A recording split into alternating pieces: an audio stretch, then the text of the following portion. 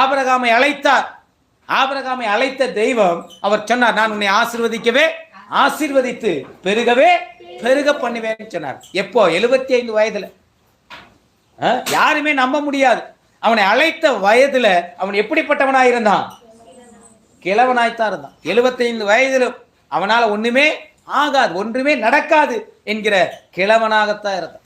ஆனால் தேவன் சொன்னார், என்ன சொன்னாரு? நான் உன்னை ஆசீர்வதிக்கவே ஆசீர்வதித்து உன்னை பெருகவே பெருக பண்ணுவேன் சொன்னார். அடுத்து சொன்னார், வானத்து நட்சத்திரங்களை பார். ஆபிரகாமே சாயங்கால நேரத்தில் சொல்ற, வானத்து நட்சத்திரங்களை பார். இந்த நட்சத்திரங்களை உன்னால என்ன முடியுமா? உன்னால முடியாது.